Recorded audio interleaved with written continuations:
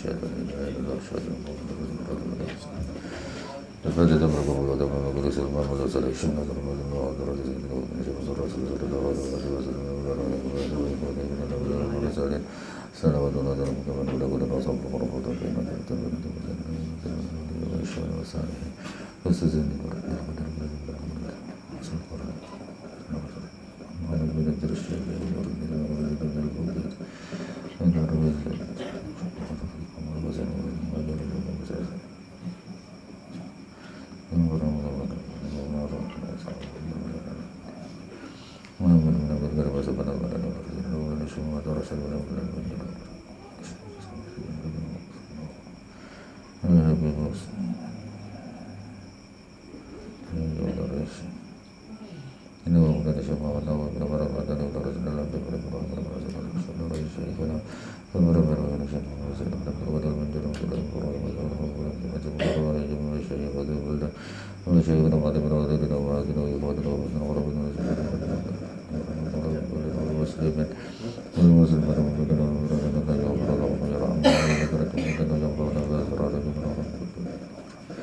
الفاتحة. أعوذ بالله من الشيطان الرجيم. بسم الله الرحمن الرحيم. الحمد لله رب العالمين الرحمن الرحيم مالك يوم الدين.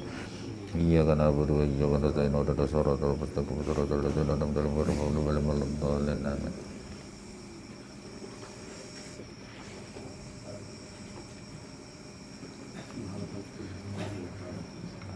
أعوذ بالله من الشيطان الرجيم. بسم الله الرحمن الرحيم. الحمد لله رب العالمين اللهم صل وسلم وبارك على سيدنا محمد وعلى آله وصحبه أجمعين. سبحانك لا علم لنا إلا ما علمتنا إنك أنت العليم الحكيم وتب علينا إنك أنت التواب الرحيم. ولا حول ولا قوة إلا بالله العلي العظيم. ولا حول ولا قوة إلا بالله العلي العظيم. ولا حول ولا قوة إلا بالله العلي العظيم. وعلى كل حرف كتب يكتب وبدر عبيد ودار الدهر رضي الله عنه وجاب المسلمين والمسلمات رضي الله عنه. Muhalafatun lil hawadis. Ini sifat yang keempat yang wajib bagi Allah. Nah, wajib mana? Wajib akli. Nah, itu andai kata dikatakan Allah tidak mempunyai sifat muhalafatuhu lil hawadis, maka akal tidak menerima itu.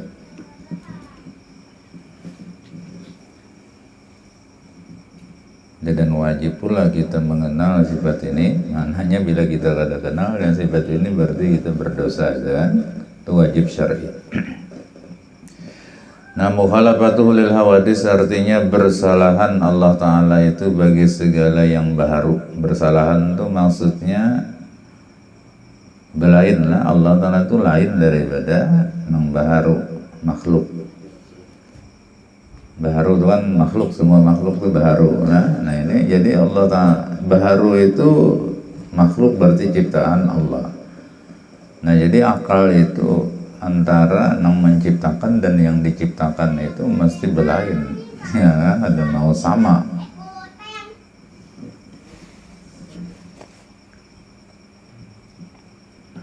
Tuh apa dalil akalnya lah. Jadi misalnya orang tukang bola rumah, ya tukang lawan rumah itu belain kalau mau sama lah. Nah, rumah itu ulahan tukang lah, nama ulahnya itu tukang lah. Nah, itu jadi Allah itu pencipta lah, makhluk ini ciptaannya. Jadi antara pencipta lawan yang diciptakan, nah itu tentu belain.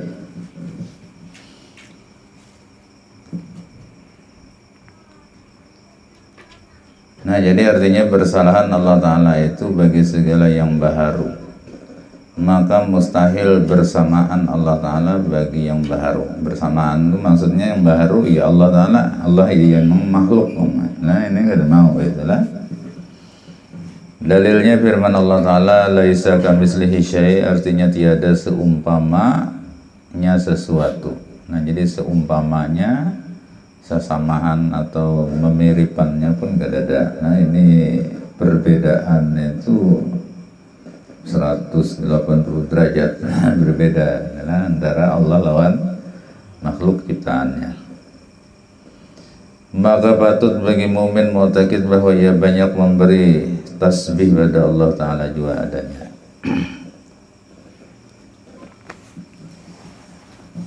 Nah jadi selamanya Allah Ta'ala itu berbeda lawan makhluk. Allah bukan makhluk gitu lah, itu satu. Nah kemudian Allah lawan makhluk itu jauh berbeda, mirip pun kadang, nah, apalagi sama. Nah sehingga apa yang menjadi sifat khusus bagi Allah Ta'ala itu tidak dimiliki oleh makhluk, dan apa yang menjadi sifat khusus bagi makhluk, nah maka itu tidak akan ada pada Allah Ta'ala. Nah kita ulama lebih banyak membahas sifat khusus makhluk karena lebih sedikit lah, bila itu berarti tidak ada pada Allah Ta'ala. Nah sifat khusus bagi makhluk itulah yang pertama berubah. Yang namanya makhluk itu pasti mengalami perubahan. Nah ini sifat khusus bagi makhluk, dan itu tidak akan ada pada Allah Ta'ala. Nah yang kedua, yang namanya makhluk itu berwarna. Warna ini kan macam-macam, ada habang-hibang apa itu macam-macam lah warna. Pokoknya ngaran makhluk itu pasti ada warnanya ya. Nah Allah Ta'ala maha suci dari itu.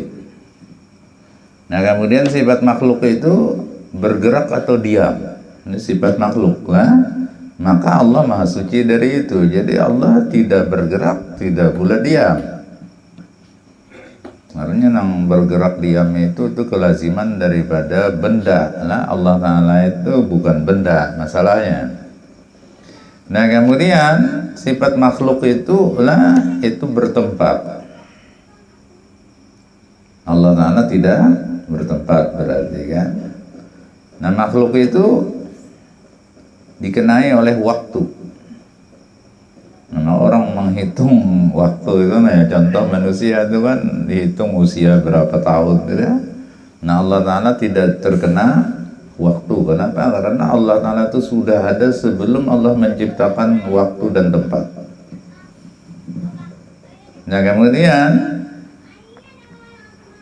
makhluk itu sifatnya bisa terjadi ittisal dan inpisal. Ittisal itu berait, itu bersentuhan satu sama lain lah, kemudian bisa terpisah satu sama lain.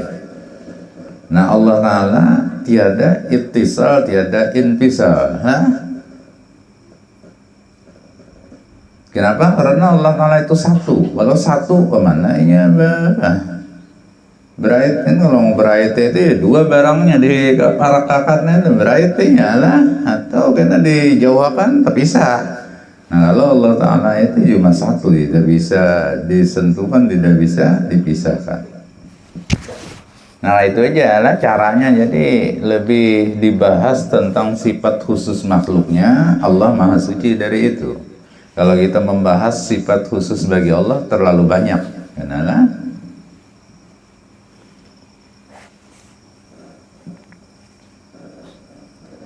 Nah jadi Allah Ta'ala ini berbeda dengan makhluk, adalah ini dalam keyakinan kita.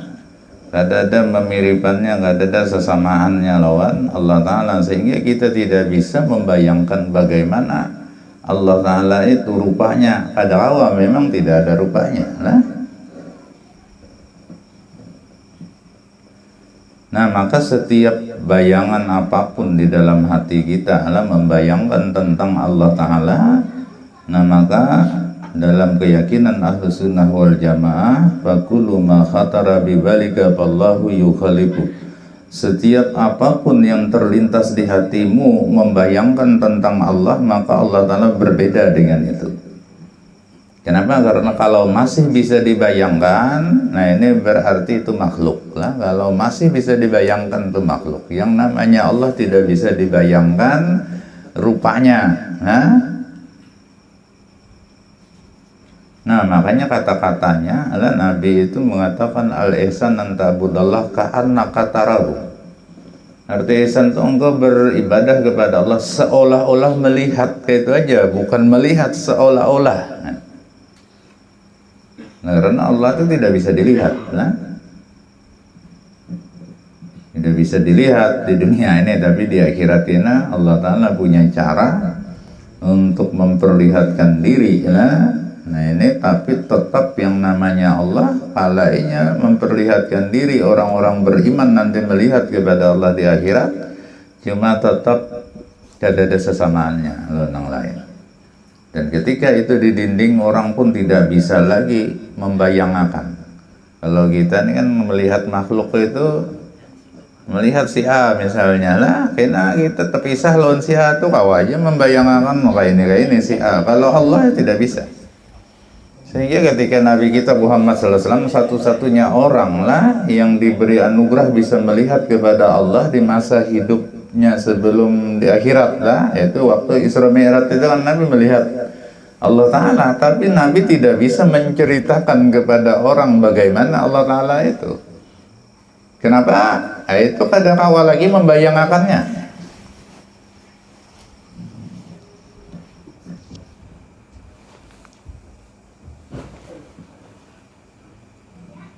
Nah, jangankan Allah Ta'ala adalah, bahkan ada cerita tentang Ka'bah. Jadi dalam riwayat orang masuk ke dalam Ka'bah itu misalnya, nah ini tahu Ka'bah ini gini. Cuma bilanya keluar dari Ka'bah itu disuruh berkisah kayak apa keadaan dalam Ka'bah itu tidak bisa lagi nya. Nah dulu ada kisah lah, ini tamu negara Saudi itu menteri, ada ingat tuh dia pengarannya kita dari Indonesia ini, lalu dibawa masuk. Nah masuk itu keluar ada nang betapun kayak apa, dalamnya sarik sih den. Kenapa kau menjelaskannya itu lah? Nah itu baru Baitullah, rumahnya Allah, apalagi Allahnya.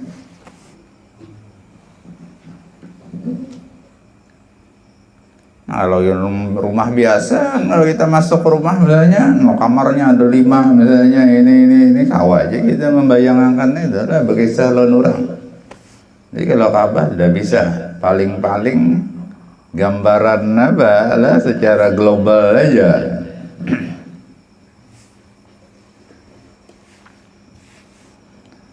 Nah maka dari itulah kita disuruh memperbanyak tasbih. Tasbih itu subhanallah artinya maha suci Allah. Ini untuk menangkal ya kadang-kadang iblis syaitannya adalah masuk ke dalam hati kita, lalu inya berusaha untuk merupakan Allah Ta'ala di hati kita. Nah, sehingga kita membayangkan Allah Ta'ala kayak ini. Itu dari iblis, dari syaitan. Nah, maka para ulama menganjurkan kalau itu terjadi lebih baik dihaur-haur aja. Bila kita ini pinasa fokus membayangkan tentang Allah kayak ini adalah, nah baik bawa menggawe yang lain, bawa mengunjun kan, bawa bercatur kan, bagi hobi masing-masing itu kan. Kenapa? Karena kalau itu diganakan, dibiarkan, akhirnya berlanjut lah. Nah ini bisa membawa kemusyrikan.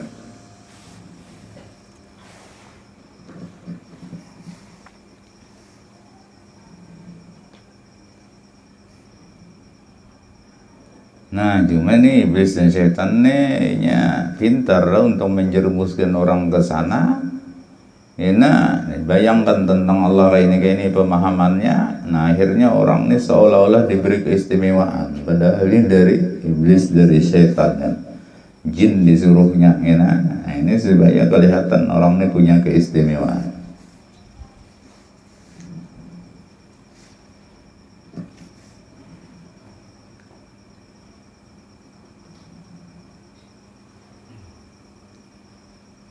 Nah cuma gini, kalau di dalam-dalami mana tasbih ini lah, nah itu sebenarnya sangat dalam lah, itu bisa menyampaikan kepada wahdatul wujud gitu.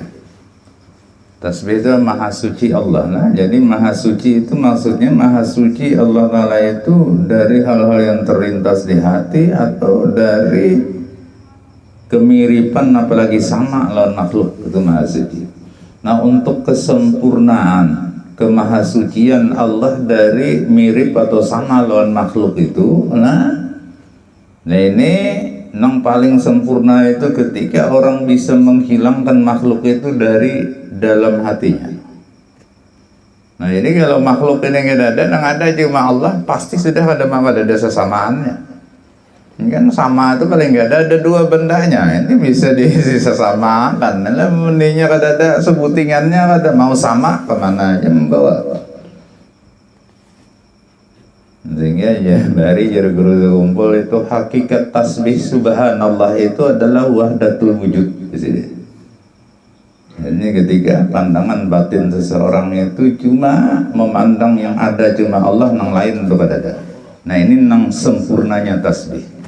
Kalau kita sekedar membaca subhanallah, subhanallah itu kan maha suci Allah. Nah, benar bawaannya itu ke sana.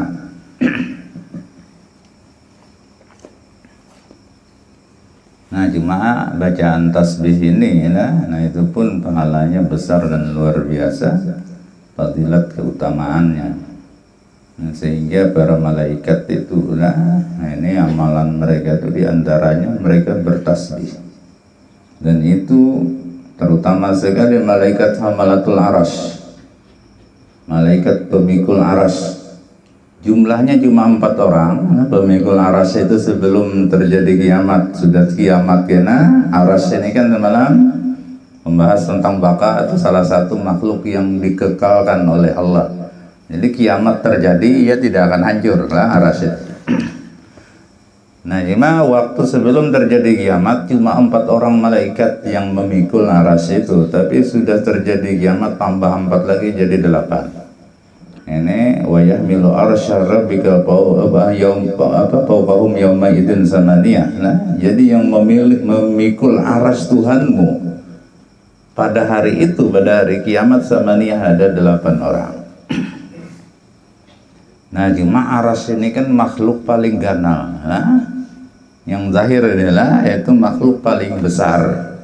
Karena diumpamakan malam itu kalau bumi langit dikumpulkan jadi satu itu dibandingkan lawan kursi yang ada dalam ayat kursi itulah. Nah maka itu nang kaya duit logam itu berada di padang pasir yang luas. Jadi kursi itu seperti padang pasir yang luas, sementara langit dan bumi itu nang kaya logam aja. Itu perbandingannya. Ada riwayat nang kaya logam ditimba di gunung. Jadi gunung itu umpama kursi kayak gunung itu, nah, langit dan bumi itu nang kaya duit logam. Nah kemudian langit tambah bumi tambah kursi digabung jadi satu itu dibandingkan dengan aras. Nah, maka aras itu seperti padang pasir yang luas, sementara 3 bumi, langit dan lawan kursi ini seperti logam. Itu saking ganalnya aras. Nah bumi nya ganal benar ya kan? Lagi langit itu, apalagi kursi, apalagi aras. Tapi yang memikulnya cuma 4 orang. Nah lalu apa amalan nambah 4 ini malaikat hamalatul aras ini amalannya? Nah mereka itu terus menerus membaca tasbih. Nah sehingga ulama ahli hikmah mengatakan tasbih itu adalah bacaan tasbih itu, apalagi kalau dihayati gitu, maka dia menjadi penyebab kekuatan yang luar biasa.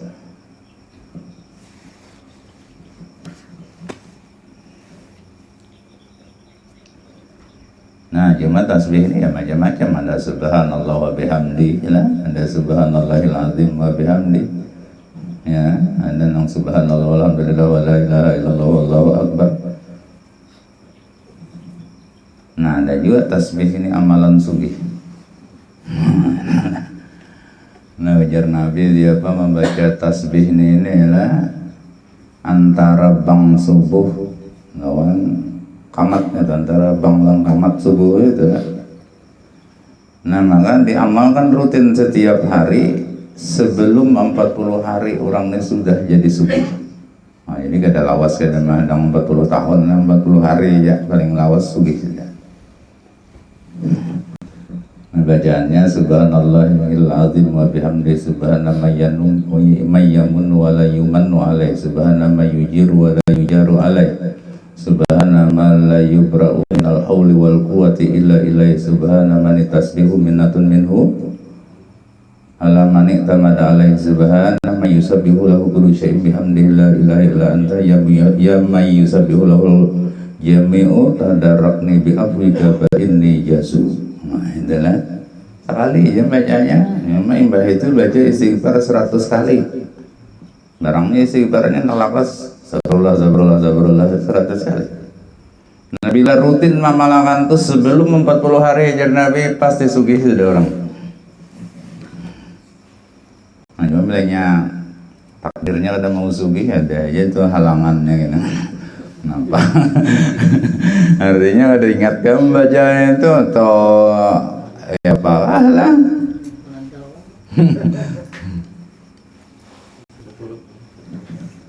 Ini berturut-turut lah.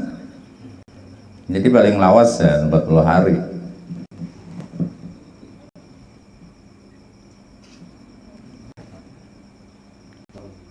Nah, cuma kalau maknanya itu ya memang luar biasa lah. Jadi subhanallahil azim wa bihamdihi, maha suci Allah yang maha besar dan aku memuji ibadahnya.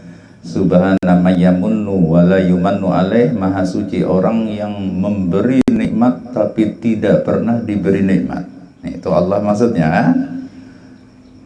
Subhana man yujiru wa la yujaru alaih, maha suci Allah yang bisa melindungi orang tapi orang tidak bisa melindungi Allah. Ya, karena kalau Allah dilindungi berarti Allah membutuhkan makhluk, gitu kan. Subhana ma la yubra'u minal hauli wal quwah illa ilaih, maha suci orang yang tiada bisa berlepas dari daya upaya dan kekuatan kecuali dia harus kepada Allah. Maksudnya ketika orang itu lepas, bisa berlepas dari daya upaya dan kekuatan, tapi dia harus bergantung kepada Allah. Subhana man tasbihu minnatun minhu ala man i'tamada alaih, maha suci Allah yang mana tasbih itu adalah anugerah dari Allah kepada orang yang berpegang bertawakal kepada Allah. Nah, subhana kembali semuanya. Subhana man tasbihu minnatun minhu. Subhanallah. Subhana man yusabbihu lahu kullu syai'in bihamdi. Nah, maha suci orang yang bertasbihlah baginya setiap sesuatu, dan setiap sesuatu itu bertasbih sambil memuji kepadanya. Nah, ini sebenarnya semua sesuatu termasuk kita lah. Apapun yang kita ucapkan, apapun yang kita kerjakan, apa yang kita lakukan, itulah bentuk tasbih untuk Allah Ta'ala. Cuma kadang-kadang kita kada tahu. Nah, Quran itu dipertanyakan, hal yasawil ladzina ya'lamun wal ladzina la ya'lamun. Apakah sama orang yang tahu lawan yang kada tahu? Ya tidak akan pernah sama. Padahal sebenarnya gerak-gerik kita ini semua adalah napas kita keluar masuk. Itulah tasbih yang dikatakan oleh Allah dalam Quran, wa im min syai'in illa yusabbihu bihamdihi walakin la tafqahuna tasbihahum. Tidak ada dari suatu makhluk apapun itu namanya, mulai paling halus sampai paling ganas, kecuali semua makhluk itu bertasbih kepada Allah dengan caranya masing-masing, tetapi kamu manusia yang kada paham tasbihnya. Nah, termasuk kita ini kan makhluk lah. Nah, jadi apapun diri kita ini seikungan sebenarnya bertasbih. Nah, kenapa rahasianya? Nah, karena makhluk itu diciptakan Allah dari nur Nabi Muhammad. Nah, sementara nur itu dia melaksanakan perintah Allah, termasuk bertasbih itu perintah Allah, dan itu dijalankan oleh nur. Jadi setiap sesuatu yang pada hakikatnya ia adalah nur, dia pasti bertasbih kepada Allah, cuma dengan caranya masing-masing.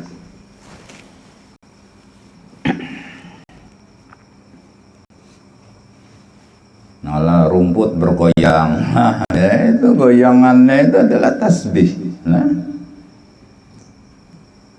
Atau binatang itu bergerak, binatang itu bersuara, apapun itu semua itulah adalah tasbih.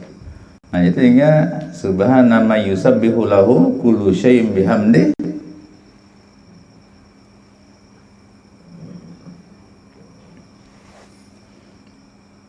Nah jadi bacaannya sederhana tetapi makna yang terkandung di dalamnya itu sangat luas. Nah, ada kita sebagai manusia tadi yaitu meyakinilah apa gerak dan diam kita, lah, keluar masuk napas kita itu termasuk tasbih kepada Allah Ta'ala. Nah, namun selain daripada itu kita disuruh membaca. Membaca artinya secara zahir dengan lidah kita.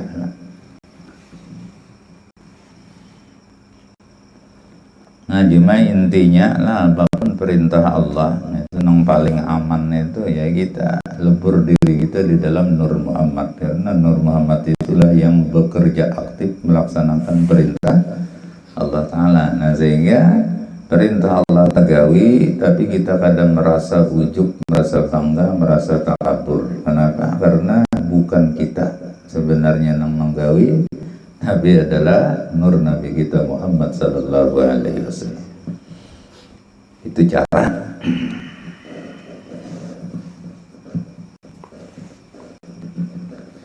Nah, ketika kita melebur diri kita lah, dalam bahasa itu mempanahkan diri inilah pada nur. Nah, maka sesungguhnya salawat itu pun akan banyak, meskipun kita membaca seadanya salawat, tapi nilai salawat itu akan terus berjalan. Gerak dan diam kita itu pun bernilai salawat lah, napas kita keluar masuk itu bernilai salawat.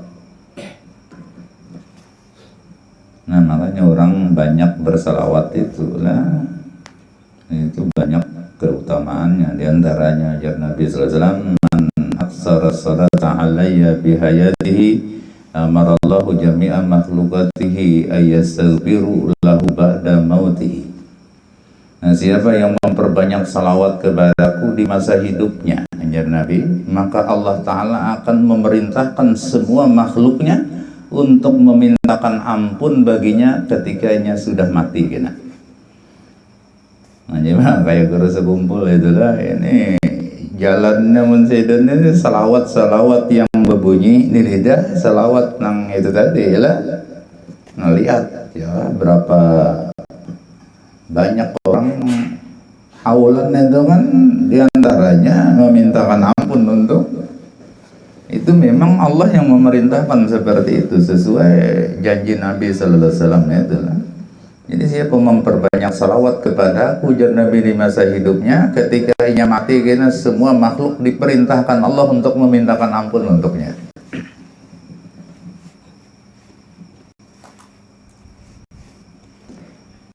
Nah jadi kalau ke situ lah ya, meskipun yang kita baca Quran, yang kita baca itu misalnya tasbih, kita baca tahmid, tahlil, istighfar, tapi yang membaca ini adalah nur, maka kesemua itu nilainya adalah di samping tasbih dia bernilai salawat, di samping tahlil dia bernilai salawat. Nah, sehingga itulah pemahaman dari perkataan sebagian ulama lah, ya kan? Semua kullu anwa'il ibadah ya kan munhasiratun bisolati ala nabi. Jadi setiap macam-macam ibadah apapun namanya, maka dia masuk di dalam salawat kepada Nabi SAW. Nah jadi maksudnya ya ibadah itu apa? Nah, disuruh bertasbih baca aja tasbih, disuruh bertahlil baca aja tahlil, itulah macam-macam tahmid dan sebagainya, tapi rasakan bahwa yang membaca itu adalah nur Nabi sallallahu alaihi wasallam.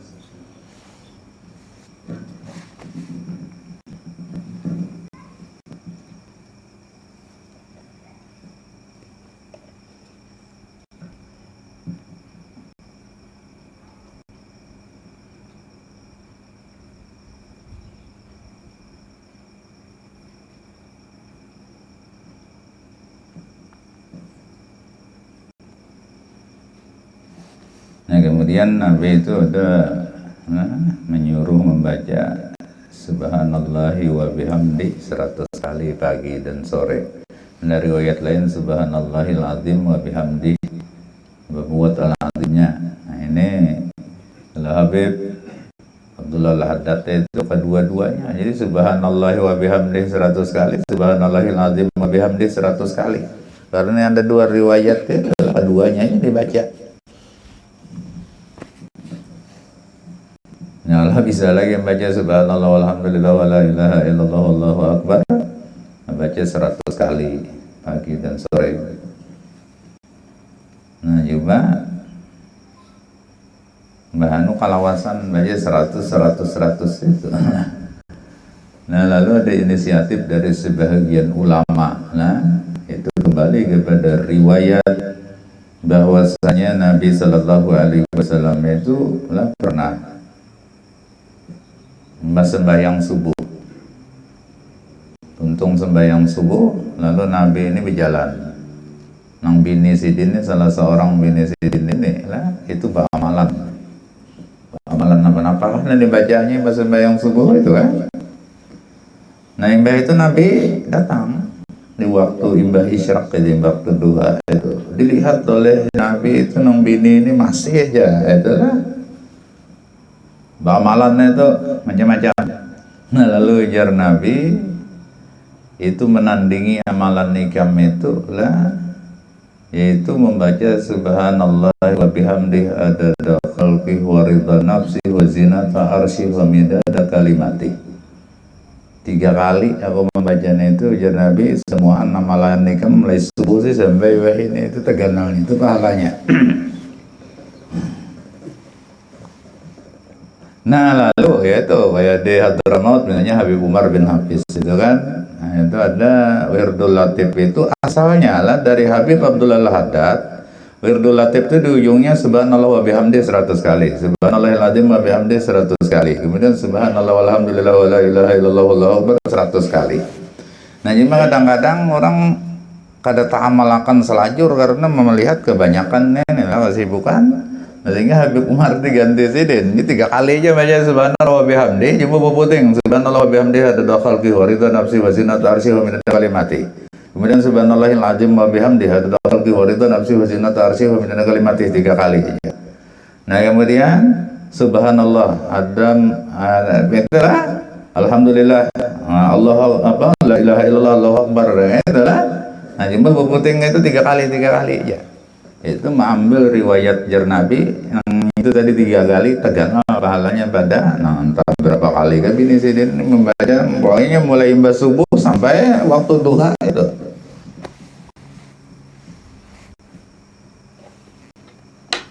Nah mengurting ya memang ada hal-hal semacam itulah melihat. Nah ada dulu itulah seorang sultan, seorang raja,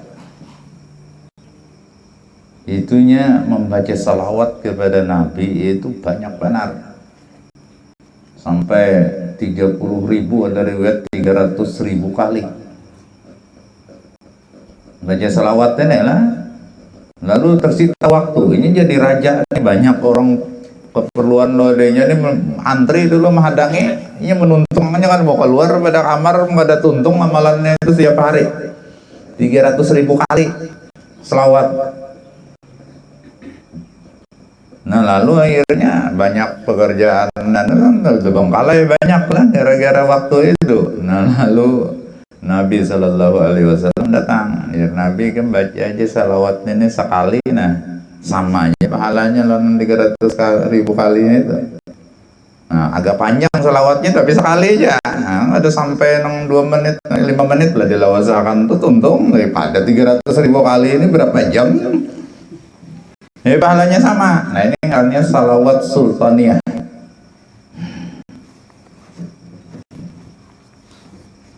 Nah, karena sultan itu kan raja. Nah, ini karena yang pertama mamalakan itu raja. Jadi ampisidin 300.000 bacaan itu aja beberapa kali sudah lah. Nah itu karena raja yang ibadat benar. Nah, itu salah aja lah. Sebenarnya ibadah raja itu yang paling afdal ya memberikan kemaslahatan kepada rakyat.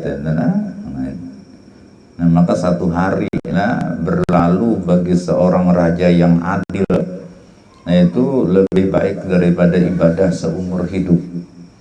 Orang beribadah seumur hidup itu ampun sehari aja, tapi dalam sehari itu dia bisa menerapkan keadilannya untuk rakyat, maka itu pahalanya lebih besar.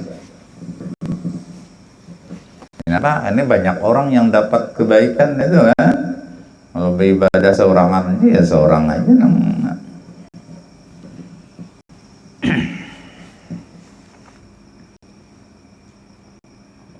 Nah, jadi itu macam-macam tasbih inilah. Jadi ada untuk kekuatan tasbih inilah, ada untuk sugih tadi ya, tasbih juga ada di antara.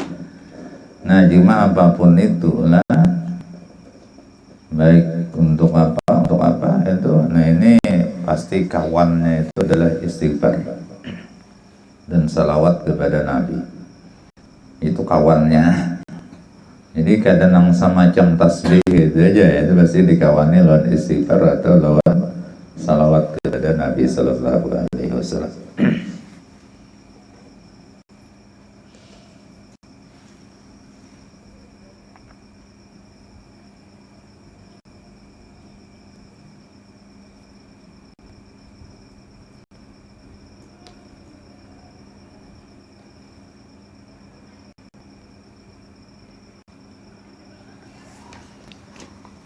Nah, kemudian yang berikutnya qiyamuhu ta'ala binafsih. Nah, artinya berdiri Allah Ta'ala itu dengan sendirinya. Maka mustahil tiada berdiri dengan sendirinya. Nah, gimana nih bahasa berdiri ini, hati-hati lah, jangan membayangkan berdiri itu nang kawannya duduk. Lain, maksud berdiri ini mandiri. Mandiri itu maksudnya Allah ini tidak membutuhkan siapapun. Nah, dia sendiri itu sanggup. Nah, maka kana Allahu wa lam yakun ma'ahu syai'un. Allah Ta'ala itu dahulunya sudah ada, tidak ada serta Allah Ta'ala itu satu juga pun makhluk. Dahulunya. Nah, ini berapa tahun ya Allah Ta'ala itu, ada hitungan tahunnya lah. Ya, pokoknya Allah Ta'ala itu kan sifatnya kidam, ada seaslinya. Nah, jadi Allah Ta'ala itu memang mampu mandiri lah. Nah, kemudian Allah menciptakan makhluk bukan berarti Allah membutuhkan makhluk itu kada. Nah, tetapi ini sekedar Allah senang bahwa Allah itu dikenal oleh orang lain. Nah, makalah dalam hadis qudsi itulah kuntu kanzan makhbiyan fa ahbabtu lam u'rafa ahbabtu an u'rafa fa khalaqtul khalqa wa tajallaitu alaihim bin ni'am fa bi arafuni. Nah, dahulu kata Allah Ta'ala, aku ini laksana perbendaharaan atau peti yang tersimpan adalah yang tiada dikenal oleh siapapun kecuali aku sendiri yang mengenal diriku, karena memang yang lain gak ada, itu kan Allah sendirian.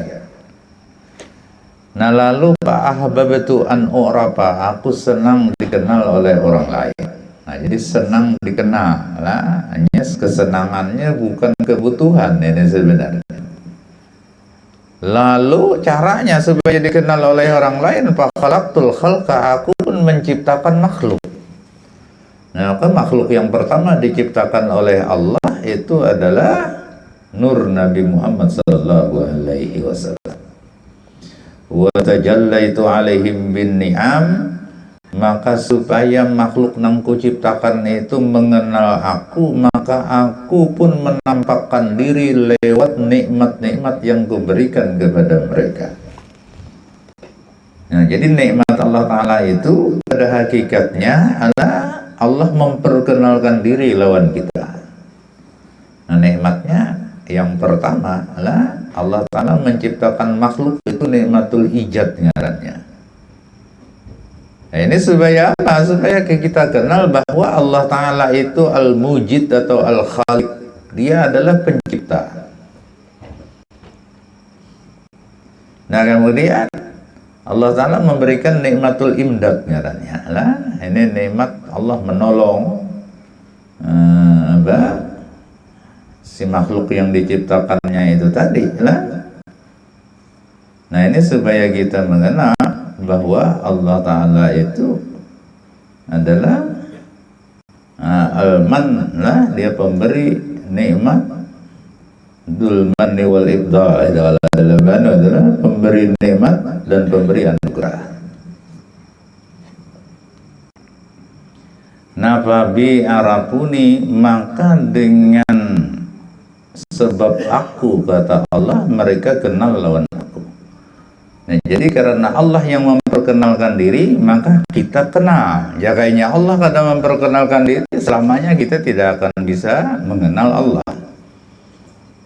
Nah, tetapi ada sebahagian ahli hikmah lah, kalimat pabi arapuni itu lah, itu maknanya pabi itu nilai hurufnya, pa itu 80 lah. Karena pabi ada pa, ada ba, ada ya, tulisannya 3 huruf lah, jadi pa itu 80 nilainya. Nah kemudian ya itu ba itu 2 nilainya, 82 tambah ya 10, 92. Nah 92 ini nilainya sama seperti nilai kalimat Muhammad. Karena Muhammad itu mim 40, hak itu 8 lah, tambah mim lagi 40, berapa? 88 tambah dal 4, berapa? 92, sama nilai Muhammad lawan pabi itu sama nilainya. Nah lalu tafsirnya apa? Pabi arafuni, dengan Muhammad mereka kenal dengan aku.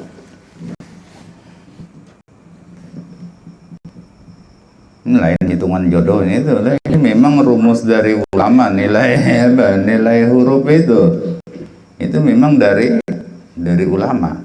Nah, makanya kita bamalan malam Jumat bismillah berapa ya? 787 itu memang hitungan bismillah mulai huruf ba sampai arah bismillahirrahmanirrahim mim itulah, itu dihitung ditambahkan sebuah jumlahnya jadi 787. Ulun memang bahari beijazah lah amalan-amalan sesuai hitungannya itu, mengamalkan Asmaul Husna. Nah, misalnya ya Razak tuh berapa kali yang paling bagus? Ra itu 200 nilainya lah, tambah ra zai itu 7 nilainya, tambah alif 1 nilainya, tambah ko itu 100 nilainya. 200 tambah berapa tadi? Tambah 7 tambah 1 208 tambah 100 308. Nah, jadi tiap hari amalkan ya Razak 308. Itu sesuai hitungan apa? Hitungan nilai hurufnya adalah. Nah, hendak terbuka segala segala kenyamanan. Nah itu terbuka ilmu, terbuka pintu rezeki, terbuka apa kan yang baik-baik itulah. Nah amalkan ya patah berapa? Pa itu 80, ta itu 400 lah, alif 1, h itu 8. Berapa jumlahnya? 80 tambah 400, 480 tambah 1, 81 tambah 8. Nah, berarti 489 ya patah 489. Nah, itu.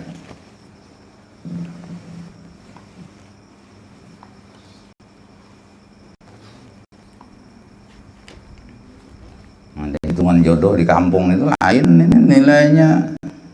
Ini banyak sama, belum nggak ada hafal itu.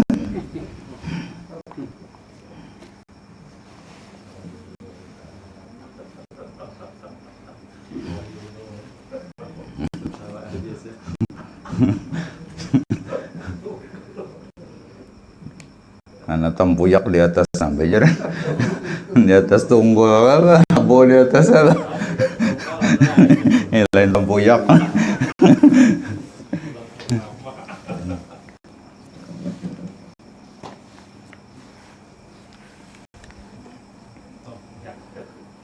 Nah, jadi qiyamuhu ta'ala binafsih, Allah Ta'ala itu berdiri sendiri. Maksud berdiri sendiri itu Allah itu tidak memerlukan orang lain. Nah, jadi terutama yang pertama, Allah Ta'ala tidak memerlukan orang yang menciptakannya. Kenapa? Karena Allah sudah ada berdahulu. Kan dalam sifat wujud itu ada berdahulu, kada ada yang menciptakannya. Jadi Allah ini kada memerlukan orang yang menciptakannya, karena sudah ada berdahulu. Nang perlu lawan orang yang menciptakan, artinya belum ada, diadakan. Nah, yang bersifat qiyamuhu binafsi ini cuma Allah Ta'ala. Karena setiap nang lain siapapun dia, inya memerlukan orang yang menciptakannya, hanya rinya ada. Nah, yang kedua, Allah Ta'ala berdiri sendiri itu maksudnya Allah tiada memerlukan tempat untuk keberadaannya. Nah, jadi Allah Ta'ala ini kada bertempat, gitu. Nah, beda dengan makhluk siapapun dia pasti punya tempat. Nah, kenapa? Karena arti tempat itu adalah kadar ukuran, adalah dari satu yang disisihkan isinya karena digantikan dengan dirinya. Nah, jadi ini asalnya inilah, ini botol ini. Nah, di sini ini asalnya kosong, cuma ada isinya udara itu kan. Ketika dialih sini otomatis udara yang ada di sini tersisih, ya.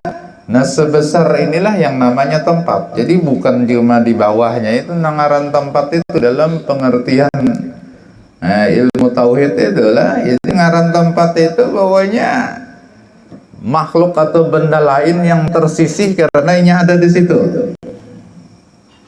Ini kan botol lapis dulu lah. Nah, ini. Jadi tempatnya ini ya sebesar ini. Bang, ngaran tempat kayak itu juga awak kita aja sebesar badan kita, itulah tempat kita. Nah, aku tirabang jangan ada bertempat, itu ngarannya kada bertempat di bumi, tapi tetap bertempat deh. Nah, kalau Allah Ta'ala tidak membutuhkan tempat. Kenapa? Karena tempat itu pun makhluk yang baru diciptakan Allah. Jikalau Allah membutuhkan dahulu, bang, sebelum diciptakan tempat itu kawah aja Allah Ta'ala ada.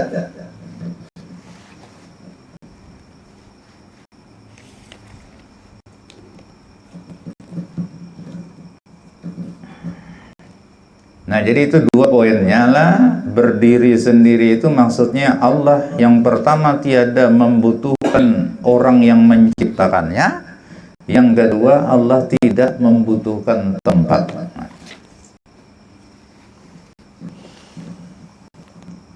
Dan itu cuma sifat ini dimiliki oleh Allah Ta'ala. Nah, kalau nang lain-lainnya itu intinya, kalau nang lain selain daripada nang dua itu menggiring aja. Nah, jadi kalau Allah tidak membutuhkan makhluk, itu menggiring aja.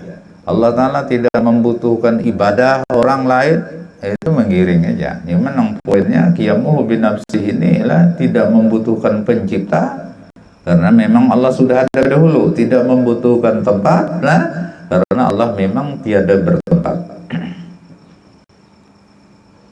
Dan Allah pun tidak membutuhkan semua makhluk sebenarnya. Jadi Allah menciptakan makhluk itu bukan kebutuhan Allah. Cuma jaka bahasa kita tuh hobi. Yang mengunjunnya, nanti ini bila terlihat mengunjun ini mengunjun dong contohnya. Ya mengunjun ini hobi aja, bukan berarti ada bayiwak. Pada mengunjun ada bayiwak makan banyak di pasar, duit banyak aja. Nah, itu karena hobi aja lah. Wujudnya ada dijual ya. Ya. Nah, jadi Allah Ta'ala menciptakan makhluk kita-kita ini bukan karena Allah membutuhkan kita lah, kada, tetapi karena Allah Ta'ala itu senang aja, hobi jadi kita itu nah. Kan kalau hobi itu sebenarnya kalau kada ya kada masalah juga itu kan. Nah, termasuk Allah Ta'ala itu sama sekali tidak membutuhkan ibadah kita. Nah, Nah, jadi jangan pernah kita merasa ketika kita beribadah melaksanakan perintah Allah, aku sudah berbuat baik lawan Allah misalnya. Jangan. Karena apa? Karena Allah sama sekali tidak membutuhkan ibadah kita itu. Nah, kita beribadah kada beribadah bagi Allah sama aja. Nah, cuman yang membutuhkan ibadah itu kita. Ya kan? Karena di dalam ibadah itu Allah Ta'ala menjanjikan hal-hal yang kita butuhkan. Nah, ini ringkasnya, ya kan? Kebaikan hidup di dunia dan kehidupan di akhirat itu ringkasnya dengan ibadah caranya. Karena di Quran tuh man amila salihan min dzakarin aw unsa wa mu'minun falanuhyiyannahu hayatan thayyibah wa lanajziyannahum ajrahum bi ahsani ma kanu ya'malun. Siapa yang beramal saleh, ya, beribadah adalah laki-laki maupun perempuan, modalnya dia beriman.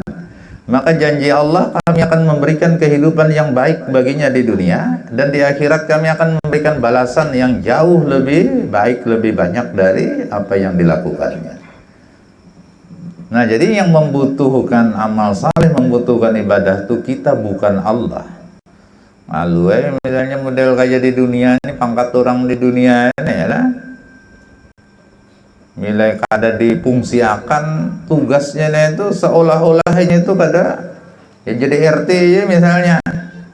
Ini sepanjang jadi RT 5 tahun jadi RT kada ada seiko-iko orang melapor. Berarti seolah-olah ini kada jadi napa-napa gitu kan. Lalu rasa kada jadi RT ya. Nah, Allah Ta'ala kada adalah ini orang beribadah kada ka orang tetap Allah Ta'ala itu jadi Tuhan.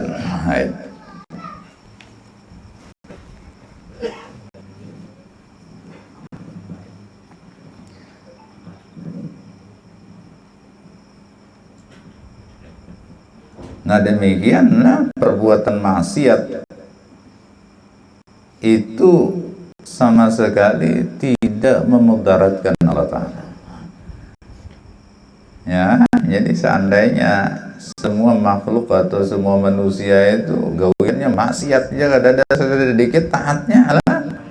Nah, apakah Allah Ta'ala gara-gara itu misalnya ampih jadi Tuhan atau derajatnya menurun? Tidak lah.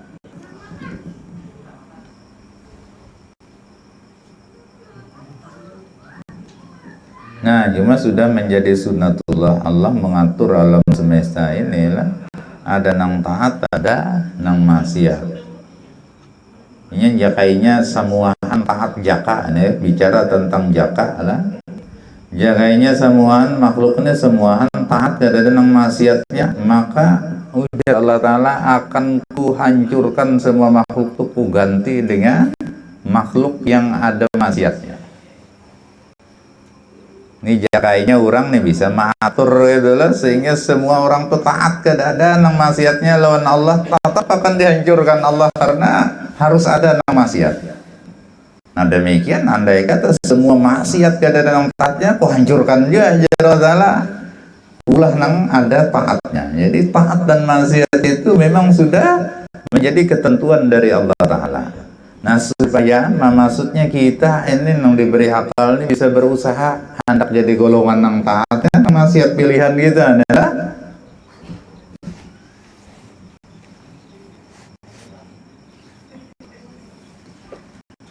Nah, jadi Allah berdiri dengan sendirinya. Nah, kalau ini membutuhkan orang yang menciptakan, nah berarti Allah Ta'ala ini bukan Tuhan, kan ada yang menciptakannya. Nah, atau Allah Ta'ala membutuhkan kepada tempat lah. Nah, ini kada masuk akal karena Allah Ta'ala itu zat bukan sifat. Karena yang membutuhkan tempat itu sebenarnya sifat. Sifat itu contohnya seperti warna. Warna itu tidak akan bisa berdiri sendiri. Ini akan kelihatan warna itu ketika ditempatkan pada satu tempat. Nah, tempat misalnya di kain ya, atau di mana. Warna putih ya kan, tuh warnanya putih, tapi tempatnya itu kan di kain atau di mana. Nah, itu setiap sifat pasti membutuhkan tempat. Allah Ta'ala itu zat bukan sifat.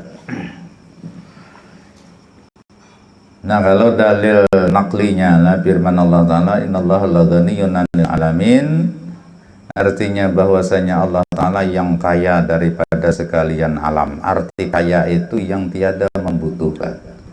Nah, makanya kekayaan Allah Ta'ala itu hakiki lah, sugih bebujuran, yang dalam segala hal Allah tidak membutuhkan siapapun. Nah, adapun kita ini padahal orang kaya sugih itu, sugihnya itu kada mutlak lah, itu muqayyad ngarannya. Maksud muqayyad itu, ini si A ini sugih dibandingkan lawan si B. Tapi kesugihannya itu ya di satu bidang lah, misalnya masalah duit. Memang ini banyak bisian duit gitu kan. Ini lebih sugih daripada si B. Nah, tetapi di masalah lain bisa aja si B ini tersugih padanya. Kalau duit banyak si A pada si B. Ya, nah tetapi ketika sakit awak si A ini mengiau si B mengurutakan. Berarti si A membutuhkan si B. Nah, kala itu lah posisi si B lebih sugih di bidang itunya. Nah, jadi kalau manusia ini kadang-kadang yang sugih mutlak itu kadang-kadang lah, di satu sisi nya sugih tapi sisi lain dia fakir. Nah, tapi kalau Allah Ta'ala di semua sisi dia tidak memerlukan siapapun.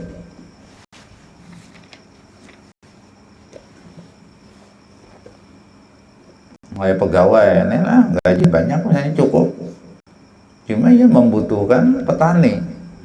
Pada ada nang bahuma sama ya, beda kelaparannya biar banyak duit anu kada beres. Ya.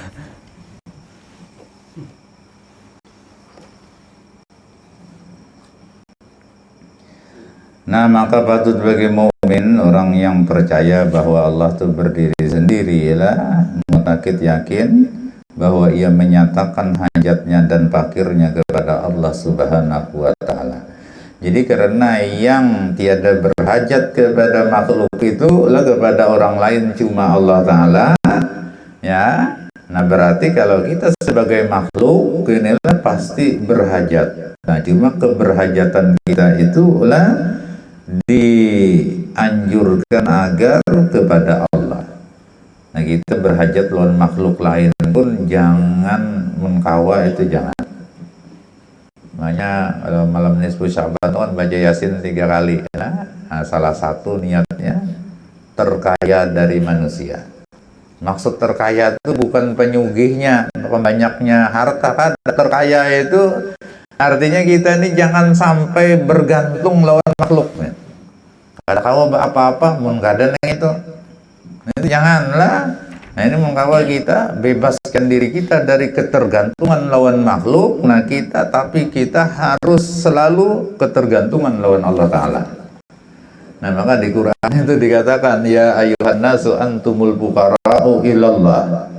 Wahai sekalian manusia, nah semuaan manusia, kalian semua itu fuqara'u ilallah, orang-orang yang fakir kepada Allah. Artinya orang yang membutuhkan Allah Ta'ala setiap saat. Wallahu huwal ghaniyul hamid, sementara Allah adalah zat yang maha kaya yang tiada membutuhkan siapapun, al-hamid, tapi kekayaan Allah ini dia terpuji. Nah, kenapa? Karena kekayaan Allah Ta'ala ini orangnya pemurah, jadi sugih pemurah itu terpuji. Tapi kalau sugih pelit, nah itu justru disumpahi orang. Ya. Nah, kalau orang miskin pada membari wajar aja nang dibari ke dada ya masugi. Nah, jadi menyatakan hajat cuma kepada kefakiran cuma kepada Allah Ta'ala. Nah, jadi jangan menyatakan hajat kefakiran kita kepada orang lain. Artinya kepada makhluk juga. Nah, jadi lawan makhluk ini potongan nang dia sugih aja terus. Maksudnya jangan ada penampilan kita atau kata-kata kita itulah yang modelnya kayak mengharap orang. Itu jangan ada. Nah, kalau lawan Allah Ta'ala silahkan utarakan hajat kebutuhan kita sebanyak mungkin silahkan. Nah, kenapa? Karena Allah Ta'ala ketujuh mendengar itu.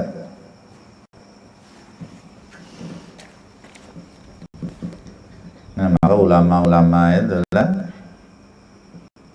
ada yang mengajarkan kalau kita meminta sesuatu kepada Allah itu diawali dengan ya Ghani manlil fakiri siwa, wahai zat yang maha kaya, siapa bagi orang fakir ini selain engkau yang bisa ya kan menolong aku. Hanya tidak ada orang yang bisa menolong aku yang fakir ini kecuali engkau yang maha kaya. Nah, ini bila dimulai dengan hal-hal semacam itulah, nah maka kabulnya itu akan sangat cepat sekali. Nah, bahkan ada di antara wali-wali Allah Ta'ala itu mengamalkan 4 adalah ya Ghani manlil fakiri siwa, yang aziz manlil dalili siwa, ya qawi manlil dha'ifi siwa, ya qadir manlil ajiz siwa. Ini wahai zat yang maha kaya, lah, tidak ada orang yang bisa membantu aku yang fakir ini selain engkau. Wahai zat yang maha mulia, tidak ada orang yang bisa membantu aku yang hina ini selain engkau. Wahai zat yang maha kuat, tidak ada orang yang bisa membantu aku yang lemah ini kecuali engkau. Wahai zat yang maha kuasa, lah, tidak ada orang yang bisa membantu aku yang tidak berdaya ini kecuali engkau. Nah, kalau ini diamalkan dan diyakini, nah, maka doa permintaan kepada Allah sesudah itu akan lebih cepat daripada kilat. Nah, di Jawa itu ada Habib Saleh Tanggul.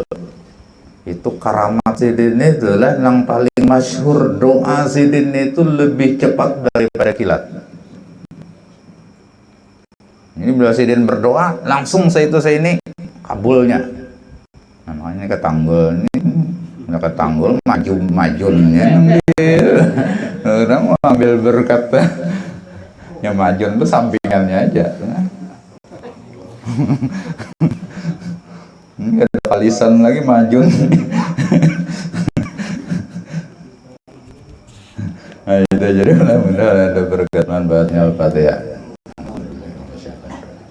Bismillahirrahmanirrahim. Alhamdulillahirabbil alamin. Maliki yaumiddin. Iyyaka na'budu wa iyyaka nasta'in. Ihdinas siratal mustaqim. Siratal ladzina an'amta 'alaihim ghairil maghdubi 'alaihim waladdallin. Amin. Bismillahirrahmanirrahim. Alhamdulillahirabbil alamin. Allahumma shalli wa sallim wa barik ala sayyidina Muhammad wa ala alihi wa sahbihi ajma'in. Allahumma anfa'na bima 'allamtana wa 'allimna ma yanfa'una wa zidna ilman wa yaqinan ala kulli hal wa na'udzubika min halalin nar wa mahdina bi hudak wa ja'alna mimman yusari'u fi ridha wa la tuwallina waliyan siwa wa la taj'alna mimman khalafa amraka wa 'asaq. Hasbunallahu wa ni'mal wakil wa la hawla wa la quwwata illa billahi al-'aliyyil 'azim. Allahumma arzuqna al-ikhlas bi talabil ilmi wa bi nashri wa bi jami'at ta'at. Rabbana atina fid dunya hasanah wa fil akhirati hasanah wa qina adzaban nar. Rabbana taqabbal minna innaka antas samiul 'alim wa tub 'alaina innaka antat tawwabur